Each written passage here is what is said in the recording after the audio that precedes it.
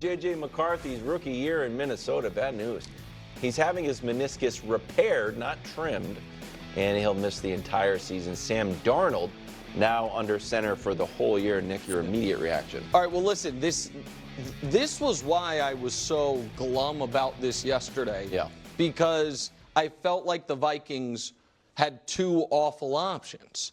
One was do the short-term better thing, which is trim the meniscus, get him back on the field this year, but have, before he takes a real NFL snap, potentially shorten his career, weaken his mobility later in his career, or do what they ended up doing, which is, or what the doctor ended up doing, I should say. It's not like the Vikings necessarily told him to do this, but which is do the smarter long-term thing, which is repairing the meniscus. But that's 4 to 6 months, and they just said it. I mean, he's out for the year, and I am not a Sam Darnold believer, and it's just such a gut punch for fans of a team that I think the Viking fans, Greg can speak to this obviously better than me, but didn't expect this team this year to be contending. Like they said, okay, we're probably taking a step back. But the whole idea behind this season was we have a first-round pick at quarterback for the first time since Christian Ponder, and a first-round pick we believe in at quarterback probably for the first time since Dante Culpepper. And now we're going to get to see what he can be, and now it's all on hold. And so it's a huge bummer, and I just don't know where you go from here if you're Minnesota. Well, you go to Sam Darnold because that's all you got right now. And they weren't expecting him clearly to be the wire-to-wire, meaning start the year and finish the year as the starting quarterback. And to your point, the expectation was to allow this young kid, J.J. McCarthy, to develop, to see the game, to learn a little bit more, but yet to get exposed this year and continue this idea of we have our guy, we're going to allow him to mature because we have pieces around him that suggest that he could be very good very early and he doesn't have to shoulder everything. Typically when young guys, first-round quarterbacks that are drafted to a team, they're going to a difficult situation. Yes. That was not the case in this moment for the Vikings. And so I think that's what's so disappointing. We've never seen, as a Michigan fan, even with Jim Harbaugh as his quarterback or head coach, we never saw the full potential of who J.J. McCarthy could potentially be as a pass thrower. This was going to be our first exposure to that with Kevin O'Connell as his head coach and play caller. And so we don't get to see that. It's been put on hold for a year, which is unfortunate because he's a great kid, and they really like where the trajectory of his direction was headed. Yeah, this is really difficult organizationally because it's not like the Aaron Rodgers, Jordan Love situation where when you have Aaron Rodgers, you know that you're going to be able to compete at a high level, and then if you have to bring in Jordan Love, you feel like you have a candidate that can, if you're in the mix, that can help you continue along that pathway, and he had time to develop. Here you had a very short-term answer, and you hoped it gave him time to see a little bit of what's happening and then get into play. Now you don't even have that aspect of it, and you really don't know what you have going into next year. You don't know whether he's truly the answer or not the answer. You don't know any more information than you did coming out of the draft. Yeah, granted, you get some work with him in the classroom. It's just different, and it's hard to plan moving forward. All right, so I have two. Okay, so let's talk about this because I think it's totally okay. As someone who's torn their meniscus, which you guys will know, I've said this a lot. I have torn my meniscus not once, not twice, but 3 times. Okay, and what Nick is saying is both correct and incorrect. Okay, about if you trim the meniscus or even remove it completely, you can. You're out there immediately. Like you're not even in a brace. Like they just give you a smack on the butt and say, all right, there you go, be on your way.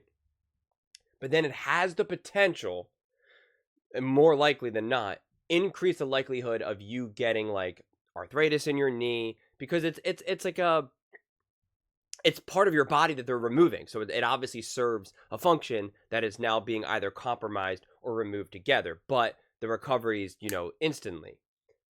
And they really want to do their best to repair the meniscus. Now, sometimes there's 2 things. One, sometimes the meniscus is torn in a way that it can't be repaired, so they do remove it or trim it. Or depending on where the tear is, they can kind of trim it, and a repair doesn't necessarily potentially make sense. Like they can remove it without potentially compromising the meniscus. So it sounds to me that what they're doing is a full repair, which I knew that they were like, when they said that they were unsure, that there was a question mark that they kind of have to go in and see. I knew though that this tear was probably not that bad, because again, I've torn it 3 times. All 3 were all completely different tears. And one of them I tore, and I was able to I was in a lot of pain. I couldn't really move for like a week or so. And then I was able to walk because I had to delay my surgery. And I was able to walk and live my life. But occasionally it would kind of like get flare up, and then it would be like almost like I retore it for the first time. The second time I tore it, it was like a brutal tear, and it got lodged into my knee, and I couldn't fully extend my knee.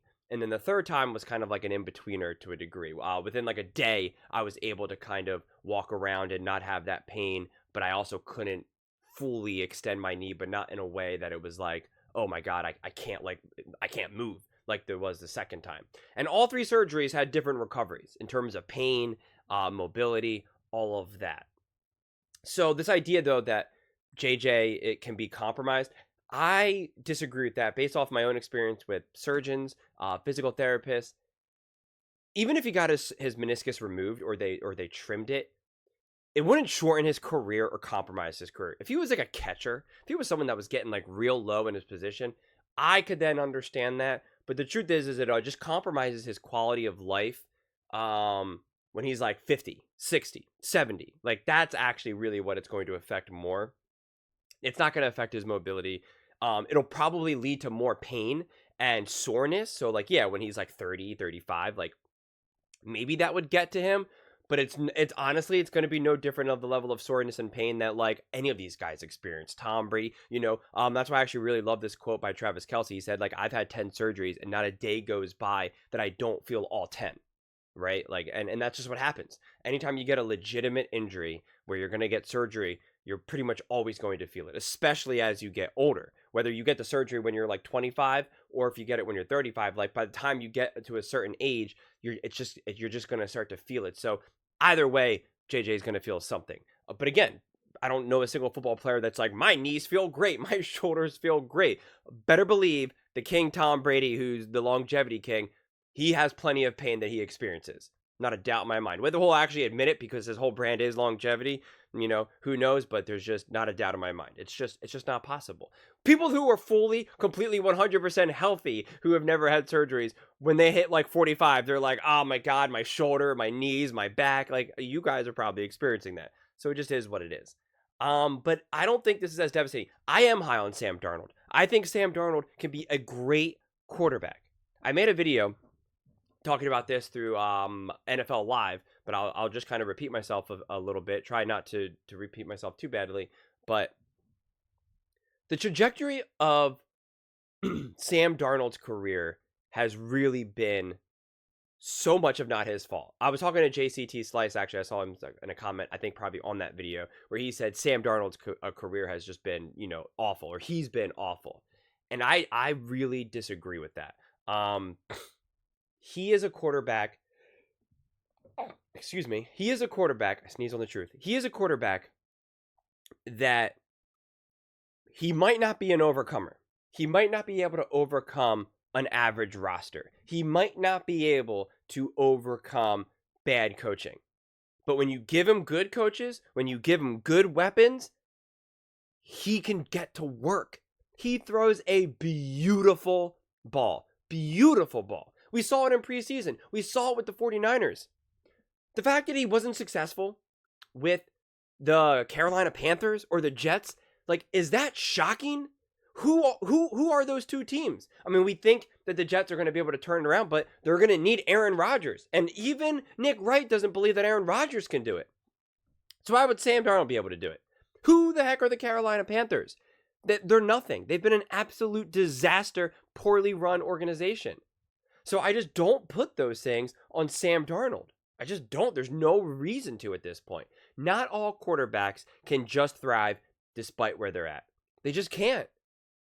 Not all relationships can. There's some relationships that can be the most beautiful marriages and they can raise children that are just great, and it's just a happy, loving, connected household. But as long as they have a steady job and they live in a pretty nice area, and they're around good schools, and they've been very fortunate to have both parents in good health and the children in good health, and that same relationship might not be as resilient. Whereas if one of them loses a job, or one of their kids does get sick and get badly injured, or they live in an area that it gets really, really bitter, freezing cold, they might not be as resilient, and that relationship could crash, right? We've all, I think, at least I know I've been in different relationships at different stages of my life where it's like my relationship with this person could not handle the life circumstances that were happening in my life. When I was working at a rehab and it was a brutal job, and my ex was a professional ballerina and was very intense. We both were working very intense environments, and because of that, we couldn't take care of each other. We both were just wanted the other person to be perfect. It was exhausting. And so anytime the other person had a problem, it was like, I don't want to deal with this. My individual life is so brutal. I don't want my relationship to have any issues. And I know that's how I felt. But it's like, if we were both now having a more stable career, more peaceful career, more money, because we were also really young, so we were both poor, essentially. It's like, maybe that relationship would have been significant. First off, I know it would have been better. Whether it still would have lasted, probably not. But it still would have been better. And so that's the way how I also kind of largely look at it. This whole thing that you just sell the stock on Sam Darnold because he wasn't able to succeed in brutal situations, I just don't use that as an indictment at him of him. I will always use this example, and I guess I will always say that I will always use this example. Patrick Mahomes is not winning Super Bowls with the New York Jets, or when Sam Darnold was drafted, at least, or the Carolina Panthers. It's just not happening. He's better because of where he is. He is an overcomer. He would still be great, right? I'm not saying that, Sam Darnold is going to be Patrick Mahomes here. Patrick Mahomes, let me, really emphasize this. Patrick Mahomes would be great no matter where he is, but he's clearly that next level athlete because he has the Kansas City Chiefs, because he has the stability of that franchise, the team around him, Andy Reid. Those things matter. So I just would not sell my stock on Sam Darnold. I think he's got potential to really, really shock people. And I think that's what I said to JCT Slice, where I was like, prepare to be shocked. Because I think he can get to work. So I do not think that this is super devastating to the Minnesota Vikings. I understand it's frustrating. You believe in JJ. I believe in JJ. I think JJ McCarthy will be a great quarterback in the NFL. I do agree. The biggest thing that I do agree with, to a degree, is with Mangini, where you didn't really get to see him this season, and so the whole thing is you're not going to really have any information now necessarily. But I agree with that, and I disagree with that, because I just don't see why. Since I think Sam Darnold is going to be successful, I don't see JJ as actually playing. Maybe he would have played like a game or so, because I think didn't technically Patrick Mahomes play a game even his rookie year? I forget, honestly, at this point. I think he at least got some playing time, whether it's a half or something. I don't think he just completely didn't see the field, 0 times. I think that's at most, that's what you would do with JJ, because I think the Vikings will actually have legit some momentum and potentially be flirting or fighting for a playoff spot. So you're not going to just be like, all right, we'll throw JJ in there now. Like, you're going to probably try to get behind Sam Darnold as much as possible and just let JJ know, yeah, man, this is your year to sit. It worked great for Patrick Mahomes. Don't think too bad about it. It worked great for Jordan Love. Not everyone has this immediate success like CJ Stroud, Brock Purdy. That's just not the way how it always goes. So I really, really would not lose too much sleep on this. It is a bummer. It's exciting to draft that rookie quarterback. You saw that potential in the game. Fortunately, it's meniscus. It's not really an injury that I think you have to be all too concerned of, like, well, what is he going to look like after? He's going to be fine. At most, he just deals with soreness. Again, at most, it just affects him mentally, on his off days and when he's laying in bed trying to go to sleep. At most. It's not going to reduce his ability to throw. It's not going to reduce his mobility. It's not going to do anything. It's not going to slow him down. None of that. And actually, it's going to be potentially a better thing, because he's going to learn more about his lower body, about the mechanics of the knee, about muscle imbalances, about what potentially caused this injury and how to avoid it, how to strengthen around the knee and the hip and the glutes and the hamstrings in a way that will preserve his knees even better. Me actually getting injured when I was younger was one of the best things because I learned so much more about the body, what I needed. It highlighted some of the physical deficits that I had that I needed to work on. So the fact that he's now getting the surgery at this age, his body is prime age to just heal and recover. It'll actually end up being a good thing in the long run. But those are just my thoughts. I would absolutely love to hear yours. What do you guys all think? Do you think Sam Darnold can step up for the Minnesota Vikings and legit make some noise? And, how devastating do you think this actually ends up being for the Minnesota Vikings? Let me know in the comments below. I read every single comment, so whether you agree with me or disagree with me. Either way, let's get in some discussions. Let's get in some fights. But ultimately, let's just have some fun. And please do consider subscribing. We are building an amazing community here, and I would absolutely love to see you part of it. I want to build something that we all genuinely feel connected to. Something that we're really excited to be part of. I think we're well on our way to doing it. And please don't forget to give this video a thumbs up, as it really does help with the visibility and the algorithm. Thank you so much, and see you next time.